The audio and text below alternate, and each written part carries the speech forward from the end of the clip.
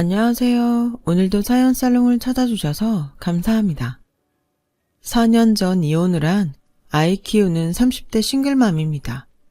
서두부터 툭 까놓고 얘기하면 저는 시댁 때문에 이혼을 했어요.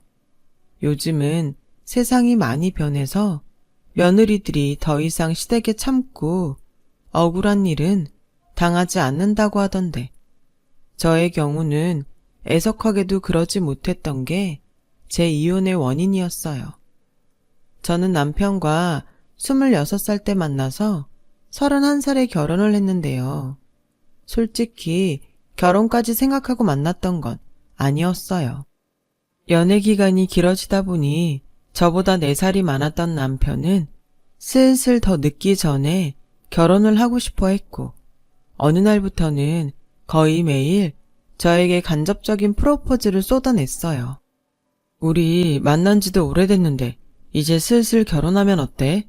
집에서도 내가 장남이라 은근 결혼 얘기 기다리는데. 그래? 근데 우리가 만난 지는 오래됐지만 솔직히 내가 모아놓은 돈이 없어. 자기도 알잖아, 우리 집 형편. 당장 내가 주는 생활비 없으면 힘들 거 뻔한데 결혼은 좀 나중에 하면 안 돼? 그러지 말고 내가 모아놓은 돈이 있으니까 일단 그 돈으로 우리 결혼하고 자기네 집은 계속 똑같이 생활비 들이면 어때? 지금이랑 달라지는 거 없잖아. 그래도 어떻게 아무것도 없이 시집을 가. 나도 염치가 있는데. 난 자기만 있으면 돼. 아마 우리 집에서 자기 사정 이야기하면 무조건 결혼 먼저 하라고 하실걸. 솔직히 우리 결혼에 돈은 문제도 아니다. 둘 다 없는 것도 아니고 내가 있고 우리 집이 있잖아. 당시 남자친구였던 남편은 중소기업이긴 했지만 전문직이라 월급이 제법 그 나이대에 비해 많았어요. 그리고 남편의 집도 S전자 대리점을 운영하고 계셨는데요. 대리점이 있던 건물이 남편의 아버지 것이라 남편의 말처럼 돈은 저에겐 큰 문제였지만 남편에겐 큰 문제거리가 되지 않았죠. 연애하는 내내 남편의 그런 경제적인 여유가 부럽지 않았다면 거짓말이고 이렇게 결혼 얘기를 하면서 돈은 문제도 아니라고 하니 은근히 자존심도 상했어요. 하지만 한편으로는 어쩌면 나도 이번 기회에 돈 걱정하지 않고 살 수 있지 않을까 하는 생각이 들어 흔들렸고 계속되는 남편의 프로포즈에 점점 마음이 기울어지기 시작했어요. 사실 저는 그리 형편이 좋지 못한 집에 장녀로 태어나 한 번도 돈 앞에 자유로웠던 적이 없었거든요. 엄마 아빠 모두 초등학교만 겨우 졸업하셔서 엄마는 남의 집 파출부 일을 하시고 아빠는 공사장에서 소위 말하는 노가다 일을 하셨죠. 제 밑으로는 남동생과 여동생이 있다 보니 한 달에 많으면 2번 정도 집에서 삼겹살 구워 먹을 수 있는 딱 그런 형편이었어요. 집도 제가 직장을 다니기 전까지는 방 2개, 거실과 화장실이 1개인 월세집에서 살았어요. 사정이 이렇다 보니 저는 자의 반, 타의 반, 첫째라는 이유로 어쩔 수 없는 희생을 해야 할 때도 많았어요. 수진아, 엄마가 우리 딸한테 이런 말해서 미안한데 너 줄 대학 등록금이 없다. 엄마가 여기저기에서 빌려라도 볼까? 그렇게도 생각했는데 네 밑으로 동생들도 있고 빌린 돈도 이자가 붙을 테니 어려울 것 같아. 정말 미안해. 엄마는 제가 한참 고3으로 수능을 준비하던 어느 날 그렇게 말씀하셨어요. 내심 집에서 대학을 포기하라는 말이 나오지 않을까 하는 불안은 있었지만 이게 정말 현실로 다가오니까 엄마 마음을 모르는 건 아닌데도 서러워서 눈물이 쏟아졌던 기억이 지금도 생생해요. 그래서 저는 엄마한테 대학은 내가 알아서 갈 테니 미안해하지 말라고 애써 어른스럽게 말을 했고 등록금 때문에 1년 재수를 하며 돈을 모아 엄마한테 말했듯 제 힘으로 대학에 들어갔어요. 대학 입학할 때는 정말 모든 것을 다 이룬 듯 기뻤는데 저는 또다시 그 등록금 때문에 대학을 다니는 동안에도 휴학과 복학을 반복하며 살았고, 제 손으로 매달 돈을 벌게 되었을 때도 제 가슴 속엔 언제나 돈은 애증의 존재였어요. 차마 돈을 버는데 집에 한 푼도 주지 않을 수도 없고, 여동생은 진작에 공부에는 뜻이 없다며 자기 하고 싶은 일을 찾아 하는데, 남동생은 공부를 제법 잘해서 또 그걸 외면할 수는 없더라고요. 그래도 제가 큰 누나잖아요. 그래서 남동생이 군 제대 후 복학할 즈음엔 아빠의 경제적 능력이 더 없어져서 남동생이 대학을 그만둘까 고민하는 것을 알게 되었습니다. 남동생에게 제가 학비를 댈 테니 학교를 그만두지 말라고 말했어요. 물론 중간에 힘이 들어 남동생 이름으로 학자금 대출을 받긴 했지만 약속대로 그 대출금 상환은 제가 다 해결했어요. 그리고 남동생이 대학을 졸업할 즈음 저는 우연한 계기로 남편을 만나게 되었죠. 서로 마음이 통해 사귀게 되면서 지금의 결혼까지 흘러왔던 거였어요. 남편과 5년의 연애를 하는 동안 20대는 다 지나갔고, 연애가 길어지다 보니 제 주변에서는 당연히 남편과 제가 결혼할 거라고 생각하는 눈치였는데, 그거 아세요? 연애하는 사이에도 서열이 있다는 거. 물론 누가 정하거나 그런 건 아니지만 주머니 사정이 넉넉하지 않았던 저는 은근 남편에게 끌려다니는 연애를 했어요. 그런데 이 상태로 결혼을 하면 부부가 되어서도 제가 심적으로 끌려다닐 것 같은 생각이 들어서 남편이 결혼하자는 말에 돈도 돈이지만 그런 이유에서도 답을 하지 못했었죠. 하지만 한 달 뒤 저에겐 한순간에 마음을 바꿔놓게 된 계기가 생겼어요. 남편이 자기 집에 그냥 인사만 와서 밥만 먹고 가라는 말에서 시작되었죠.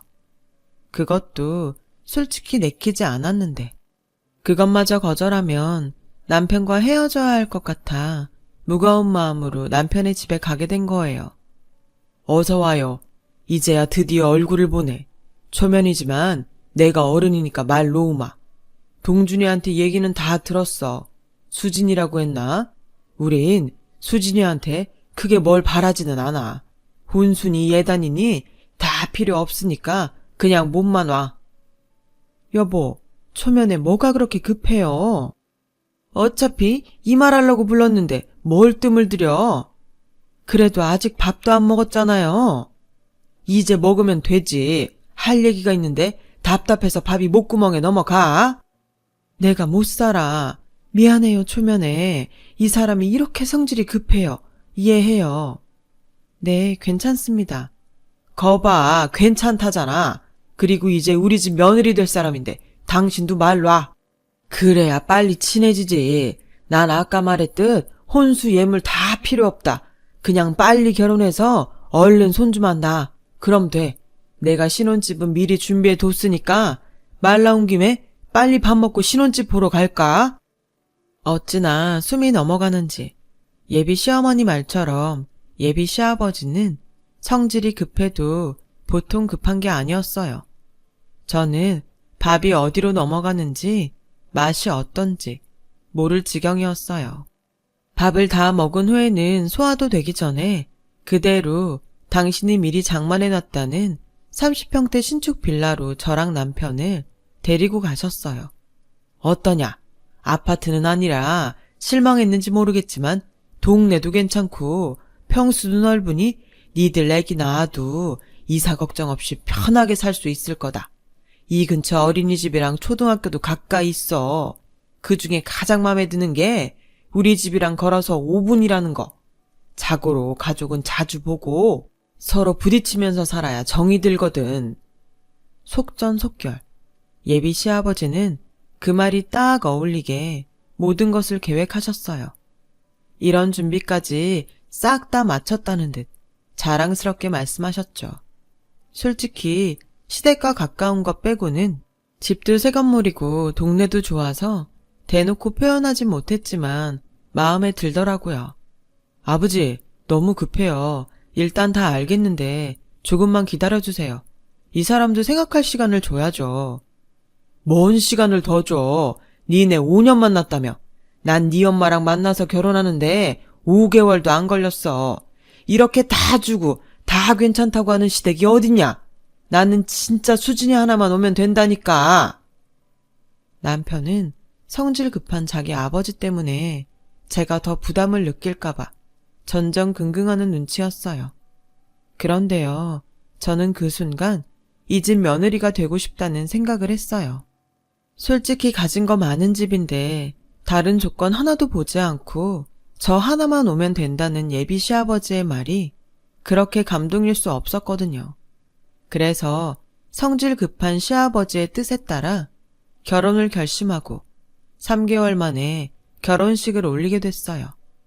너무 속전속결로 진행하는 결혼이라 해프닝 하나가 벌어졌었어요. 제가 속도 위반, 혼전 임신을 해서 결혼을 빨리 서둘렀다는 소문이 돌았더라고요. 그걸 해명해야 하는데 시아버지 바람대로 허니문 베이비가 생기는 바람에 꼼짝없이 속도 위반 결혼을 한 여자가 되고 말았고, 비록 소문을 해명할 수는 없었지만 이제 나도 돈 걱정하지 않고 나를 좋아해주는 남편과 시댁 식구들과 행복하게 살리만 남았다는 것에 그런 건 별로 신경이 쓰이지 않았어요. 하지만 곧 저의 이런 바램은 깨지기 시작했어요. 그 시작은 남편의 바로 아랫동생인 도련님이 결혼하면서부터였어요. 저희 동서가 될 여자의 직업이 의사라는 것과 동선의 집안이 의사 집안이라는 것이 저와 차이가 나도 한참 차이가 났거든요. 어머, 어서 와요. 대환영이에요. 우리 집에 의사 선생님 며느리가 생기다니. 실제로 보니 참하고 어디 빠지는 구석이 없구만. 글쎄, 옆에 박 사장이 내가 의사 며느리 본다고 하니까 배가 아파가지고 나랑 오늘 점심도 안 먹더라고요. 솔직히 집안에 의사는 한 명 있었으면 좋겠다고 생각했는데 그게 딱 우리 며느님시네.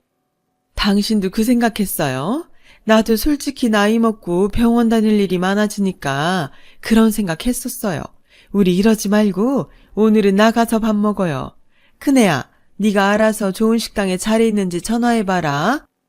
전화는 무슨, 전화할 시간에 얼른 가면 되지. 오늘은 내가 쏠 테니까 우리 의사 며느리 좋아하는 거 다 시켜 먹어. 아니에요. 제가 사드려야죠. 두 분 좋아하시는 걸로 제가 대접하겠습니다. 아니지. 그건 순서상 아니야. 일단은 내가 먼저 사고 그 뒤부터는 우리 며느님이 쭉 사는 걸로 하자고. 뭐해? 나서지 않고. 시부모님, 특히 시아버지가 얼마나 좋아하시는지.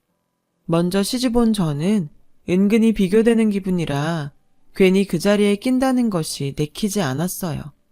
그래서 제가 먼저 남편에게 슬쩍 우린 빠질까? 그래야 서로 편하게 이야기 나누실 것 같은데 라고 말을 꺼냈고, 그 말을 또 언제 들으셨는지 시아버지는 얼굴에 화색을 띠며 그럴래? 안 그래도 이야기가 길어질 것 같고 했는데 잘 생각했다. 오늘은 니들 날이 아니니까 빠지고 다음에 먹자. 이러시는 거예요. 제가 알아서 가지 않으려고 했는데 빠지라고 하는 소리를 들으니까 어쩐지 마음이 좋지 않았어요. 게다가 할아버지의 말에 서운했는지 딸아이가 나도 따라가서 맛있는 거 먹고 싶었는데 라고 말을 하는 걸 보니 한순간에 제가 동서한테 밀려 찬밥이 된 기분이 들더라고요. 그 후 도련님과 동서도 시아버지의 진두지휘 아래 속전속결로 결혼을 진행하게 되었는데 남편을 통해 마음에 걸리는 이야기를 듣게 되었어요. 동훈의 신혼집 있잖아.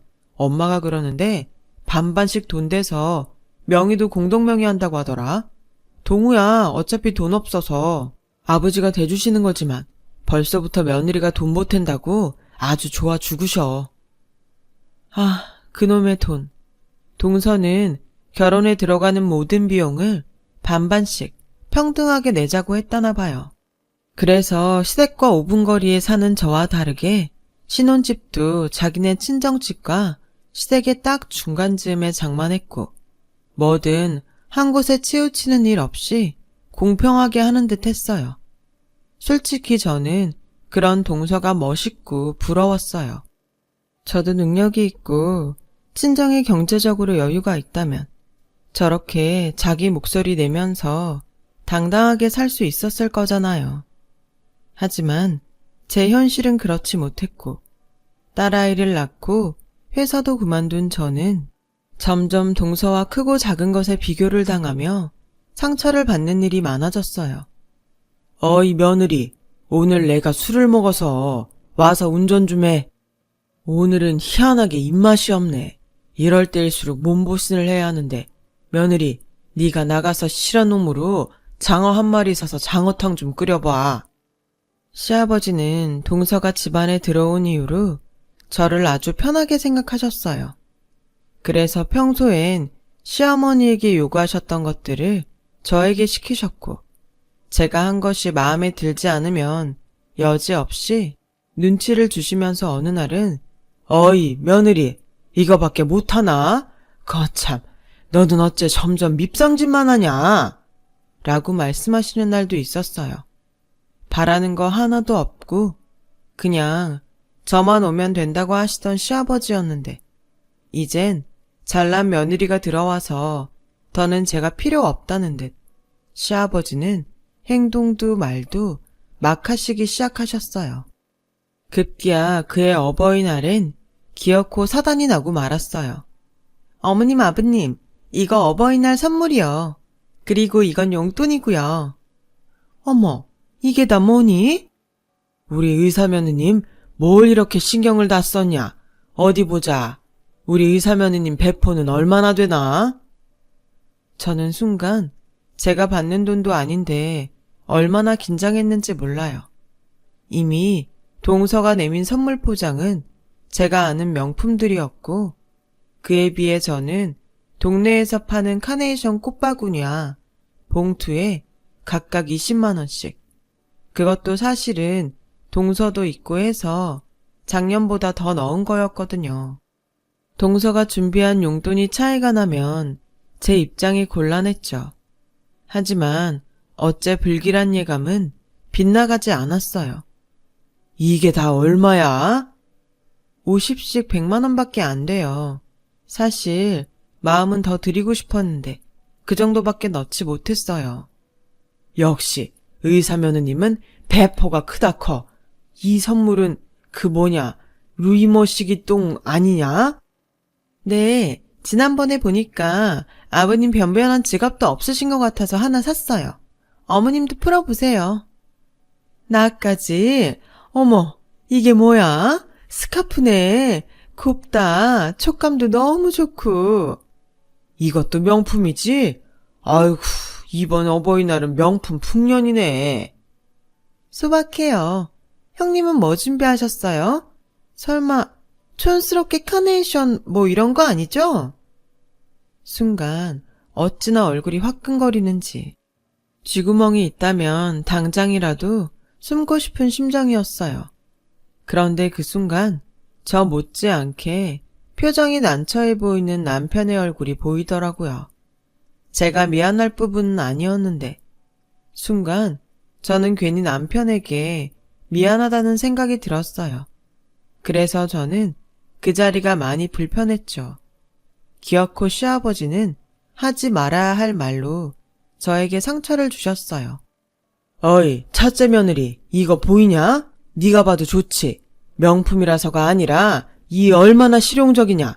난 어버이날이라고 저런 꽃 같은 거 하나도 필요 없다. 너도 앞으로는 네 동서를 본받아서 실용적으로 살아라. 꼭 없는 애들은 이렇게 표가 난다니까. 이래서 다들 며느리 잘 보려고 그렇게 노력을 하나 봐. 당신은 무슨 말을 또 그렇게 해요. 큰애야, 나는 꽃 좋아한다. 좋긴 개뿔. 저거 좀 있으면 금방 시들어. 쓰레기통에 돈 버리는 짓이랑 같은 거야, 이 사람이. 그리고 솔직히 당신도 저런 꽃 나부랭이보다는 그 스카프가 더 좋잖아. 사람이 솔직해야지. 그래야 얘도 내년에는 좀 신경을 쓰지 않겠어? 이렇게 좋은 줄 알았으면 동준이 놈도 좀 있는 집에 그것도 능력 좋은 여자랑 결혼하라고 하는 건데 그때는 내가 너무 순진했지. 어차피 등 떠밀어 결혼시켜봤자 아들도 못 낳고 지집애 하나 낳았잖아. 아무리 세물 따져도 손해야 손해. 여보, 말 좀. 내가 없는 말 했나? 어이, 거기 첫째 며느리, 내 말에 기분 나빴냐? 난 그래도 없는 소린 안 했다. 네가 몸뚱이만 딸랑 시집온 거 맞잖아. 너도 참 그렇다. 사람이 염치가 있어야지.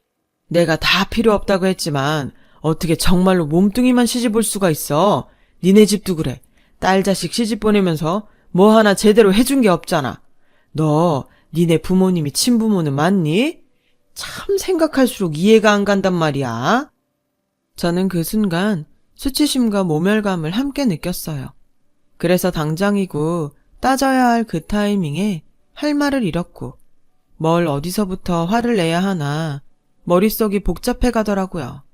오직 이 순간 남편이 저 대신 크게 화를 내줬으면 하는 생각밖에는 없었는데 남편은 그럴 생각이 없어 보이더라고요. 그래서 그 화살은 고스란히 그날 밤 남편을 향했습니다. 저희는 그날 저녁 언성을 높이며 부부싸움을 하게 되었어요. 또 뭐가 그렇게 불만이라서 얼굴이 그래? 말 시키지 마. 나 당신이랑 싸우기 싫어서 참는 중이니까. 참아? 어이가 없네. 그럼 뭐 내가 당신 무서워서 벌벌 떨기라도 해야 해? 뭐? 왜 참고 있는 사람한테 시비야? 참긴 뭘 참아. 아까부터 계속 얼굴에 똥 씹은 표정인 사람이 누군데? 왜? 꼴에 동서한테 밀려서 자존심 상했냐? 사실 아까 나도 진짜 쪽팔리더라. 명품이랑 카네이션이 비교가 되냐? 내가 알았어? 동서랑 나랑 상의라도 했음. 내가 카네이션이나 사들고 갔겠냐고. 당신이나 당신 아버지랑 진짜 사람 간사해. 그렇게 다 필요 없으니까 제발 결혼만 하자고 할 땐 언제고. 이제 와서 손해라고? 게다가 우리 부모님이 친부모가 맞냐고? 아무리 어른이지만 그게 할 소리야? 우리 아버지 성격 알잖아. 그리고 그 말을 내가 했어? 왜 나한테 화를 내는데? 그렇게 화났음 당신이 따지지. 그 자리에선 아무 말도 못했으면서 왜 나한테 그래? 솔직한 말로 우리 아버지가 없는 소리 하신 건 아니잖아. 뭐라고? 어쩜 아들이라고 자기 아버지랑 똑같은 말을 하니? 아무리 의사 며느리 보고 마음이 달라졌어도 사람이 그러면 안 되지. 사람 앞에 두고 무슨 경우야? 오바한다. 자격지심이냐? 재수 씨한테 열등감 있어? 어차피 비교도 안 되는데 혼자 그만 열래. 사람이 분수를 알아야지. 나 아니면 땡전 한 푼도 없으면서 큰 소리는? 막말로 자기 회사 그만두고 내 월급으로 처갓집에 매달 생활비 보태잖아. 그럼 오늘 같은 날 있어도 그냥 알아서 넘기고 그래라. 괜히 사람 피곤하게 하지 말고, 어? 저는 그때 이 인간을 어떻게든 해야 했어요. 말 한마디 한마디가 제 가슴에 콕콕 박히는데 어찌나 쓰리고 아픈지 저는 그 후 한순간도 시아버지의 말과 남편의 말을 잊을 수가 없었죠. 언젠가는 이 서름을 꼭 갚으리라 다짐하고 또 다짐했어요.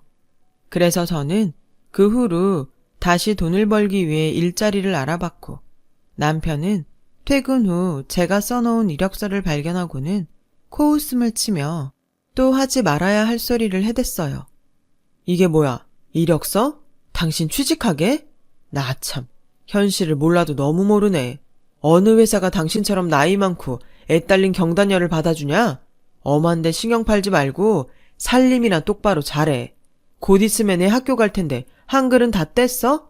다른 집 애들은 벌써 한글은 기본이고 영어도 원어민 수준으로 말하더라. 당신은 도대체 집에서 애랑 뭐 하냐? 뭐 하냐고? 그럼 당신은 애한테 뭘 해줬어? 밖에 나가 돈 번다는 이유로 나한테 다 밀어놓고 지금 책임 전가하는 거니? 내가 왜 취직을 하려고 하는 줄 알아? 당신이랑 당신 아버지가 무시하니까. 그래서 나도 돈 벌려고 이러는 거야. 살림하고 애 잘 키운다고 당신네들이 나 무시 안 하겠어? 한글? 영어? 난 그런 것보다 인성을 가르칠 거야. 해도 되는 거랑 하면 안 되는 거. 또 시작이지. 그놈의 열등감. 재수씨 봐라. 사람이 얼마나 여유있고 멋지냐? 동우 이번 생일에 지 와이프한테 명품 시계 받았대. 넌 나한테 그런 걸 사줄 능력이나 있어? 그래, 운 엄청 좋아서 취직했다고 치자. 네 월급이 얼마쯤 될 것 같니? 에휴, 지금까지 내가 니네 집에 준 생활비만 따로 모았어도 지금 돈 꽤나 모였을 텐데. 아깝다, 아까워. 또 그 소리. 알았어. 내가 집에 얘기할 테니까 이번 달부터 우리 집에 돈 보내지 마. 솔직히 까놓고 내가 그래 달라고 했어? 당신이 애는 엄마가 키웠으면 좋겠다고, 생활비 자기가 보낸다고, 나보고 회사 그만두라며. 누가 들으면 내가 당신이랑 당신의 집 돈 보고 결혼한 줄 알겠다. 이렇게 치사하게 굴 거였음 애당초 그런 소린 하지 말았어야지. 그럼 아니냐? 나랑 우리 집이 돈 좀 있으니까 시집 온 거 맞잖아. 사람이 없으면 솔직하기라도 하자. 나 솔직히 처가집에 돈 보내는 거 아깝고, 의사 와이프 있고 그런 의사 와이프한테 명품 선물 받는 동우 부럽다. 엄청 부러워. 그래? 그럼 난 뭐 다른 집 여자들 안 부럽겠니? 해도 될 소리가 있고 하면 안 되는 소리가 있는 거야. 왜? 지금이라도 이혼하고 동서 같은 여자랑 재혼해. 그럼 되겠네. 꼴의 큰 소리는. 그래, 나야 못할 거 없지. 아쉬울 것도 없고. 이혼해! 그때였어요. 갑자기 집 비밀번호 누르는 소리가 들리더니 시아버님이 짐가방을 들고 저희 집으로 오셨더라고요. 니들 싸우냐? 어째 여자 목소리가 문 밖까지 들려? 아버지, 이 시간에 무슨 일로 오셨어요? 그리고 그 가방은 뭐예요? 나, 네 엄마랑 싸웠다. 여편 내가 나이를 먹더니 잔소리만 늘어. 그래서 당분간은 여기서 지낼 거야. 어차피 여기가 가게랑도 가까워서 더 편할 것 같고. 아버님, 아무리 그렇다고 하셔도 이렇게 연락도 없이 오시고 번호는 또 어떻게 하셨어요? 예, 지금 무슨 말을 하는 거니? 이 집 누가 샀냐? 번호? 내가 산 내 집인데 내가 번호를 모를 것 같니? 억울하면 네가 시집 올 때 집 사오지 그랬냐? 땡전 한 푼 없이 시집 온 게 어디서 집주인 행세를 하려고 들어? 저는 그 순간 알았어요. 이 일은 잘 수습하고 넘어간다고 해결될 일이 아니라는 것을요. 어차피 남편이랑 이혼 얘기도 오고 갔고 감정도 상할 대로 상해 저는 더는 이런 대우를 받고 살지 말자고 생각했어요. 아버님, 저 아버님 말대로 땡전 한 푼 없이 시집 왔어요. 그런데요, 저 아버님 말만 믿고 결혼했다가 지금 이 모양 이 꼴이에요. 그때 저한테 뭐라고 하셨어요? 혼수 예단 다 필요 없다고 저 하나만 시집 오면 된다고 하셨죠? 제가 잘못이 있다면 그 말을 곧이곧대로 믿고 결혼한 것밖에 없어요. 그게 이렇게 큰 잘못이라면 저 미련 없이 이 사람이랑 이혼할게요. 아버님 원하시는 며느리 다시 얻으셔서 행복하게 사세요. 아이고, 누가 무서워할 줄 아냐. 은혜도 모르는 것. 내가 그동안 너한테 얼마나 잘해줬냐. 그래서 머리 검은 것들은 잘해주면 안 돼. 지금도 천지분간 못하고 어디 어른한테 큰 소리야. 이혼? 그래, 해라. 너 올 때 몸뚱이만 왔으니까 몸뚱이만 나가면 되겠네. 아니지. 그동안 내 아들이 번 돈으로 먹고 입고 너 그것도 다 토하고 나가. 저는 기세등등한 시아버지의 말에 코웃음이 났어요. 제가 그 돈 받고 펑펑 쓰면서 편하게 살았나요? 아무리 돈이라는 것이 저한테는 애증의 존재라고 하지만 더는 치사하고 안 입고 와서 딸아이만 데리고 그 잘난 집을 나왔어요. 그리고 잠시 망설이군 역시 갈 곳이 친정밖에 없어서 정말 내키진 않았지만 하는 수 없이 친정집으로 갔어요. 친정 부모님은 저에게 이유를 묻지도 않고 이렇게 싸웠다고 친정에 오는 거 아니라며 저에게 무슨 일이 있는지는 모르지만 집에 들어가서 남편과 화해하라고 하셨어요. 제가 전후 사정을 모두 이야기하자 두 분은 할 말을 잃고 집은 정적만 흘렀어요. 그때였어요. 누나, 잘했어. 이참에 그런 집 살아먹으는 인연 끊어. 내가 누나랑 유나는 책임질게. 나도 그동안 누나한테 엄청 받기만 했잖아. 그래, 네 얘기 듣기 전엔 뭐 대단한 싸움인가 했는데 이건 아닌 것 같다 수진아. 엄마 아빠가 미안해. 우리 때문에 네가 그 집에서 그런 수모를 당했구나. 우린 그저 네가 그 집에서 이쁨만 받고 사는 줄 알았어. 당신 당장 그거 가지고 와. 내가 혹시라도 몰라서 한서방이 준 생활비 네 엄마한테 한 푼도 쓰지 말라고 했다. 너 당장 그거 가지고 가서 그 자식 면전에 던지고 나와. 나도 내 딸 그런 집구석에 다시는 안 보낸다. 친정아빠는 애써 끓어오르는 감정을 누르시며 저에게 말씀하셨고, 저 역시 그날 저녁 밤을 꼬박 새우며 제 이혼에 대해 곰곰이 생각하는 시간을 가졌어요. 그리고 내린 결론은 아무리 동서 때문에 이런 일이 벌어졌어도 저 사람들 진심이 저렇다면 언제고 다시 이런 일이 반복될 것이 분명하기에 이쯤에서 정리하는 것이 맞다 라는 판단이 서더라고요. 그래서 다음날 남편을 찾아가 아빠가 주신 통장과 이혼 서류를 내밀었고, 남편은 통장을 보며 얼씨구나 하고 망설임 없이 이혼 서류에 도장을 찍었어요. 자식에 대한 부성애도 없는지 아이의 친권에 대해서는 이런 방구도 없었고요. 비록 아이가 있어 숙려기간은 있었지만 저희는 그렇게 이혼을 했어요. 그리고 그 후부터 저는 새로운 제 인생을 위해 취업에 도움이 될 만한 자격증을 따는 등 살기 위해 노력했고, 그 노력의 끝에 드디어 새 직장을 얻을 수 있게 됐죠. 그리고 한 달 뒤, 첫 월급이 나온 그날, 액수를 떠나 통장에 찍힌 월급을 보고 어찌나 울었는지. 저는 다시 제 힘으로 제 인생을 살 수 있다는 기쁨에 그날은 돈이라는 것이 애증이 아닌 감사한 존재로 느껴졌어요. 제가 그렇게 마음을 좋게 고쳐먹은 덕일까요? 저희 이혼 후 저희 집은 운이라는 것이 정말로 있는지, 동생이 몇 년 전 대학 동기들을 모아 작게 차린 건설회사가 점점 성과를 내기 시작했어요. 공사 규모가 점점 커지면서 현장 경험이 많은 아빠까지 동생의 회사에 합류해 동생의 회사는 설립 5년 만에 그 규모가 상당히 커지게 되었어요. 저희 아빠가 배움은 짧았어도 설계면 설계, 설비면 설비, 그쪽에서도 기술이 아깝다고 칭찬이 자자하셨거든요. 나이를 드시고 체력이 안 되셔서 예전 같지 않으셨지만 그 노하우는 동생의 회사에 큰 도움이 되었다고 했어요. 그 덕에 저희 집은 전에 없던 풍족함을 찾았습니다. 엄마는 꿈에서나 바라던 2층짜리 전원주택으로 이사를 하게 되어 그날 얼마나 감동해서 우셨는지 몰라요. 그리고 항상 허름한 작업복만 입으셨던 아빠는 이젠 말끔한 차림으로 외제차를 끌고 출퇴근을 하시게 되었어요. 정말이지 이 행복이 절대 깨지지 않았으면 하는 마음이 절로 생기더라고요.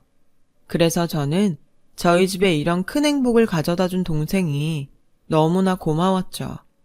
어디서 저런 복덩이 같은 동생이 우리 집에 태어났나 감사한 마음까지 들 정도였어요. 그러던 어느 날 동생이 저에게 선물이라며 명품 가방에 든 쇼핑백을 가지고 제 방에 들어왔어요. 누나, 선물. 웬 거야? 오늘 내 생일도 아닌데. 그리고 누나는 이런 비싼 가방 가지고 갈 데도 없어. 갈 데가 왜 없어? 누나 출근도 하고 친구도 만나잖아. 언젠가는 누나한테 이런 명품 가방 꼭 사주고 싶었어. 내가 누구 덕에 공부하고 여기까지 왔는데 누나는 내 인생의 은인이야. 무슨 우리가 남인가? 요즘 남보다 못한 형제가 얼마나 많은데 난 두고두고 누나한테 갚고 살 거야. 그래서 회사도 차린 거고 더 성공해서 매형 같은 쓰레기한테 누나가 복수할 수 있도록 엄청 행복하게 해줄 거야. 제가 낳은 아들도 아닌데 저는 그날 동생의 말이 너무 고마워 펑펑 울었어요. 솔직히 동생 학비 대면서 힘들 때면 내가 왜 내 학비도 아닌데 이런 일을 자처했나 후회하는 순간도 있었거든요. 하지만 동생은 그걸 평생의 은혜로 알고 이렇게나 보답해주니 오히려 제가 더 고맙고 미안했죠. 그래서 이 고마움을 다른 사람들한테 자랑이라도 하고 싶어서 메신저 프로필 사진에 동생이 준 가방을 들고 있는 사진을 찍어서 올렸어요. 그러자 며칠 후 그 사진은 뜻밖의 저에겐 복수의 기회를 가져다 주었어요. 다신 엮이고 싶지 않다고 생각한 전 남편이 연락을 해왔거든요. 잘 지내? 요즘 좋아 보인다. 무슨 일이야? 우리가 안부 묻고 그럴 사이는 아니잖아. 나 반성 많이 했어. 나한테 기회를 한 번 더 주면 안 돼? 우리 유나 장래를 생각해서라도. 이혼할 때는 생각도 하지 않던 애를 여기에 왜 갖다 붙여? 지금 우리 유나 당신이랑 살 때보다 훨씬 더 행복하거든? 그러지 말고 나 한 번만 용서해줘. 당신 친구한테 들었는데 요즘 당신네 집 잘 산다며? 처남 사업이 아주 잘 돼서 당신도 다시 일하고. 역시 사람 일은 모르나 봐. 그럼 그렇지. 당신 이제 와서 내가 좀 있는 것 같으니까 반성이니 뭐니 하면서 수작 부리니? 끊어. 나 일해야 해. 끊지 마. 저기 진짜 미안한데 우리 집이 지금 좀 많이 힘들거든. 아버지가 사기를 당하시는 바람에. 그래서 당신이 좀 도와주면 안 될까? 급한 불만 먼저 끌 수 있게 도와주면 내가 당신 시키는 거 다 할게. 나한테 돈을 빌려달라고? 그 돈 없다고 사람을 무시하더니 당신도 염치가 있어라. 끊어! 저는 그렇게 일방적으로 전화를 끊었어요. 그리고 또 다시 전화가 걸려올까봐 남편의 번호를 수신 차단했는데 이 인간이 어떻게 알았는지 퇴근하고 집에 가려고 하는데 회사 건물 밖에서 저를 기다리고 있더라고요. 그것도 정말 꿈에서도 보고 싶지 않은 자기 아버지랑 같이요. 자기야, 끝났어? 자기? 지금 어디다 대고 자기래? 나 당신 빌려줄 돈 없으니까 꺼져. 아가, 그러지 말고 예정을 생각해서 좀 도와줘라. 오죽하면 내가 여기까지 왔겠니? 저한테 왜 그러세요? 아저씨 좋아하시는 의사면허님 있잖아요. 거기에 가서 부탁하세요. 저한테 이러시지 마시고. 동우 이혼당했어. 우리 집 소식 듣고 제일 먼저 손절했다고. 우리가 부탁할 사람은 당신밖에 없어. 우리 건물 지금 다 경매로 넘어갈 판이야. 도와줘. 제발. 부탁하마 며느라. 내가 이렇게 사정하마. 시아버지는 다른 사람들 시선도 아랑곳하지 않고 저에게 매달리셨어요. 사람이 이렇게 돈 앞에 간사할 수가. 저는 곤란한 순간에 어찌해야 할까 고민스러웠는데 이 근처를 지나가는 김에 저를 데리고 집에 갈 생각을 하셨던 아빠의 눈에 이 광경이 딱 걸렸어요.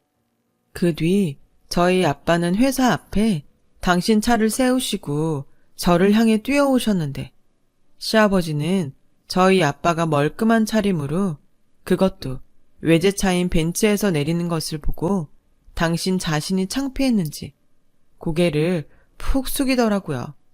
당신들 지금 내 딸한테 뭐 하는 짓이야? 우리 딸이 만만해?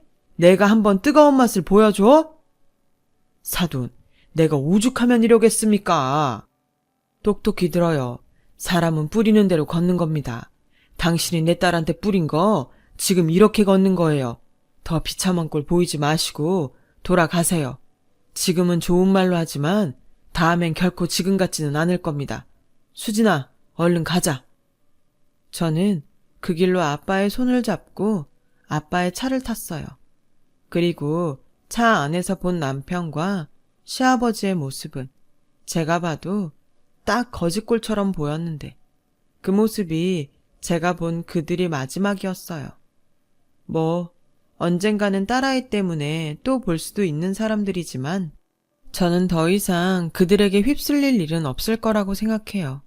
그리고 그 일을 겪고 다시금 깨달은 것이 있다면 사람은 언제 어떻게 될지 모르기에 내가 나이가 더 들어도 젊은 사람 괄시하지 않고 언제나 최선을 다하며 겸손하게 살아야 한다는 것을 새삼 느끼게 되었어요. 인생을 초심의 마음으로 감사함과 고마움으로 살자고 제 자신과 약속했어요. 그리고 이 교훈은 제 아이한테도 고스란히 가르쳐 아이가 물질적인 행복이 아닌 마음으로 느낄 수 있는 행복한 삶을 살 수 있도록 엄마로서 좋은 본보기가 되려고 합니다. 지금까지 저의 긴 이야기 들어주셔서 감사해요. 들어주신 모든 분들 고맙다고 많이 이야기할 수 있는 매일이 되시길 바라겠습니다. 여러분, 사연 댓글에 응원과 현명한 조언 부탁드려요. 좋아요와 구독은 저에게 큰 힘이 됩니다. 오늘도 좋은 일 가득하세요.